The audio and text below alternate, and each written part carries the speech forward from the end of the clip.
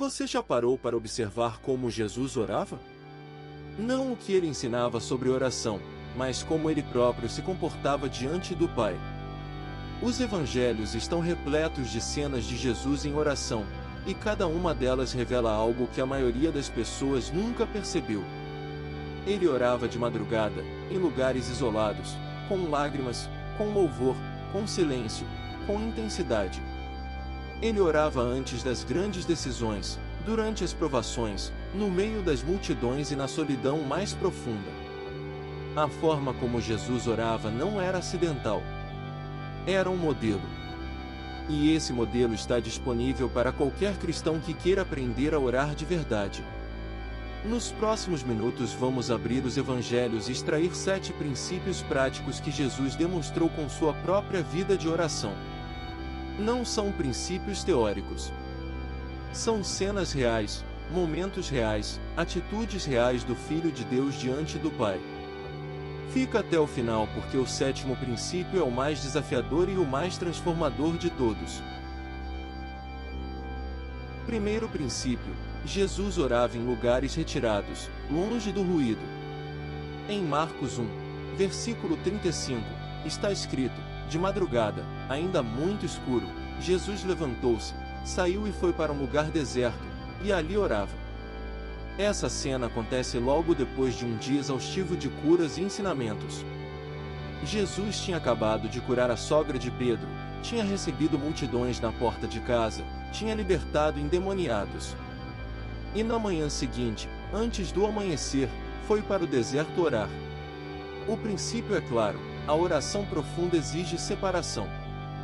Não porque Deus não ouça em qualquer lugar, mas porque a nossa mente humana precisa de silêncio para conectar com o que é eterno. A vida moderna é construída para eliminar o silêncio. Notificações, músicas, conversas, telas. Tudo conspira para manter a sua atenção sempre ocupada. E uma atenção sempre ocupada é uma atenção que nunca chega até Deus. Encontrar o seu lugar deserto, seja um quarto, seja madrugada, seja um banco de parque, é o primeiro passo para orar como Jesus orava. Segundo princípio: Jesus orava antes das decisões mais importantes. Em Lucas 6, versículo 12, lemos: naqueles dias, Jesus foi ao monte para orar e passou a noite inteira em oração a Deus. E no dia seguinte, escolheu os 12 apóstolos. Uma noite inteira de oração antes de escolher os homens que carregariam a mensagem do Evangelho pelo mundo. Jesus não tomou essa decisão baseado em critérios humanos de competência ou popularidade. Ele passou a noite ouvindo o Pai. Quantas das nossas decisões mais importantes foram precedidas por essa qualidade de oração? Mudança de emprego, escolha de cônjuge, onde morar, como educar os filhos. A maioria das pessoas consulta amigos, pesquisa na internet, analisa planilhas. Jesus consultou o Pai. Isso não significa ignorar a sabedoria humana. Significa reconhecer que há dimensões de cada decisão que estão além do alcance da nossa análise. A oração antes da decisão não é um ritual religioso. É o reconhecimento de que Deus vê o que você não consegue ver. Terceiro princípio: Jesus orava com intimidade filial, chamando Deus de Pai.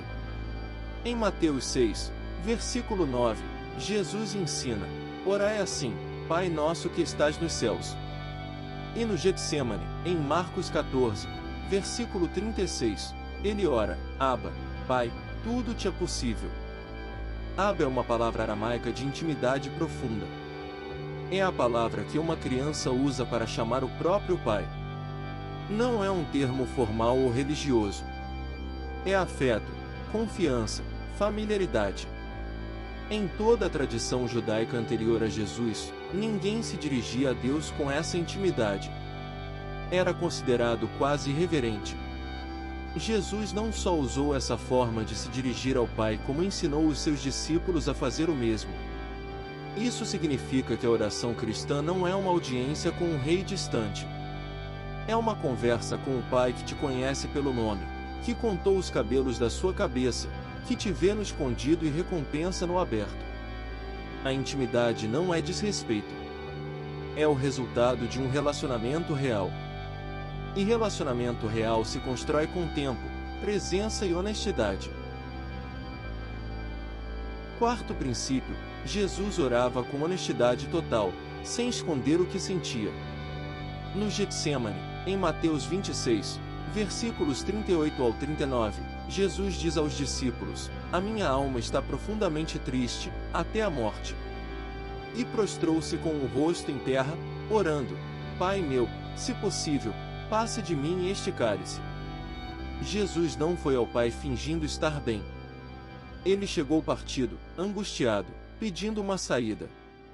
Ele expôs a dor sem filtro, sem linguagem religiosa, sem performance.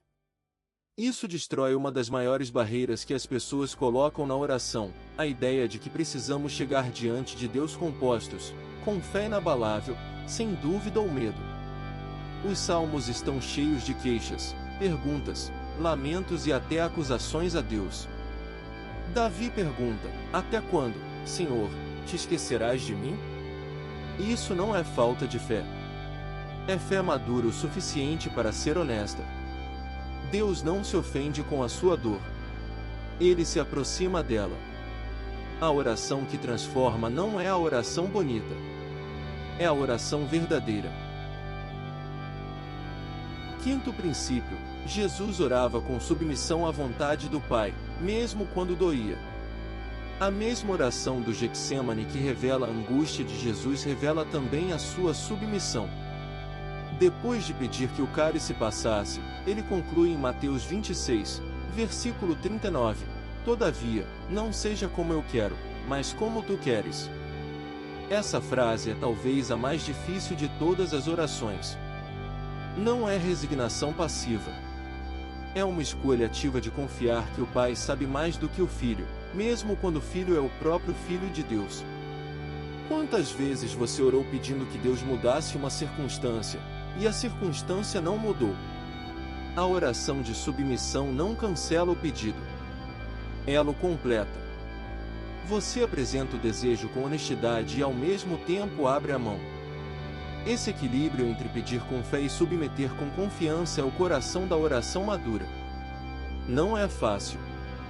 Jesus suou sangue antes de chegar lá. Mas é o lugar onde a paz que excede todo entendimento começa a fazer sentido. Sexto princípio: Jesus orava pelos outros, com intercessão específica e profunda. Em João 17, versículos 1 ao 26, temos a maior oração intercessória registrada nos Evangelhos. Jesus ora pelo Pai, pelos discípulos presentes, e por todos os que creriam por causa da palavra deles, ou seja, por você e por mim. Ele pede unidade, proteção do maligno, santificação na verdade e que todos vejam a sua glória.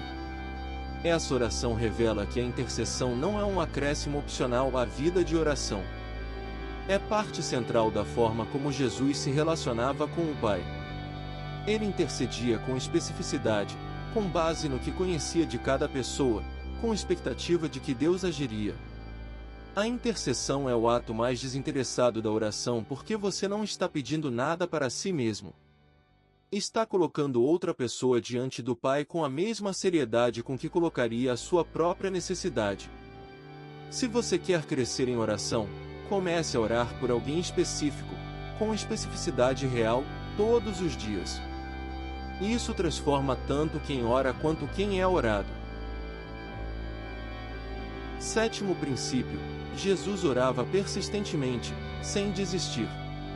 Em Lucas 18, versículos 1 ao 8, Jesus conta a parábola da viúva e do juiz injusto e introduz com uma declaração de propósito. Ele lhes contou uma parábola sobre a necessidade de orar sempre e não desanimar. A viúva voltava ao juiz repetidamente até conseguir justiça.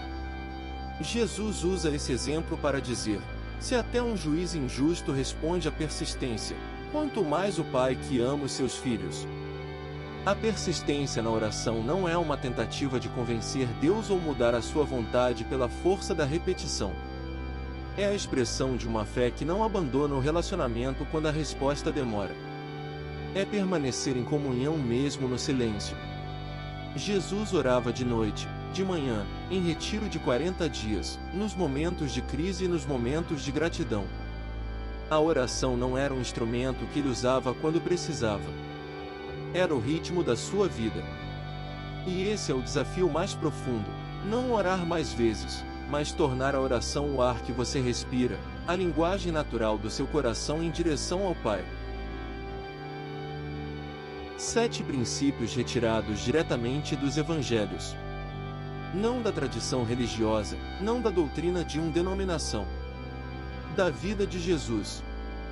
Vamos revisá-los. Primeiro, Jesus orava em lugares retirados, separando tempo e espaço para o Pai. Segundo, ele orava antes das grandes decisões, consultando Deus antes de agir. Terceiro, ele se dirigia a Deus com intimidade filial, com a confiança de um filho diante do Pai. Quarto, ele orava com honestidade total, sem esconder a dor, a dúvida ou o medo. Quinto, ele orava com submissão, apresentando o desejo e abrindo a mão para a vontade do Pai. Sexto, ele intercedia por outros com especificidade e profundidade. Sétimo, ele perseverava na oração sem desanimar, mantendo o ritmo mesmo no silêncio de Deus.